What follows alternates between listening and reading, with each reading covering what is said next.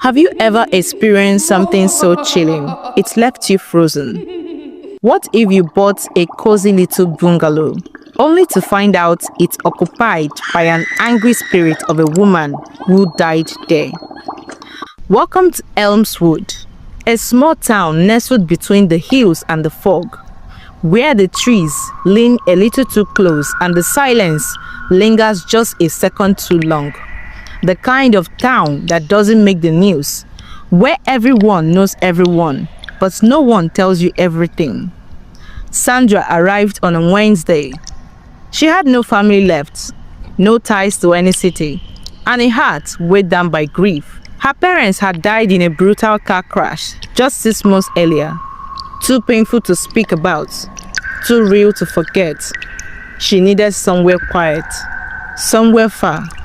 Elmswood was perfect, cheap, charming, and untouched by time. It almost felt like a postcard, almost. The real estate agent smiled too much, talked too fast. The bungalow was perfect on paper, a charming modest 3-bedroom on the edge of the town, surrounded by tall whispering trees and a view of the hills that could make poets weep. The bungalow is a steal, he'd said. People tend to overlook it for no good reason. He laughed too loudly when he handed her the keys. She should have known then. The people of the town never said a word when she moved in. Not one neighbor came by to say hello. Windows peeked open only to shut quickly. Some stared, some crossed themselves, but nobody warned her because they all knew what she had just signed into. She thought it odd, but waved it off. Maybe they're too shy to say hello. Anyways, this is my fresh start, she said to herself and went inside.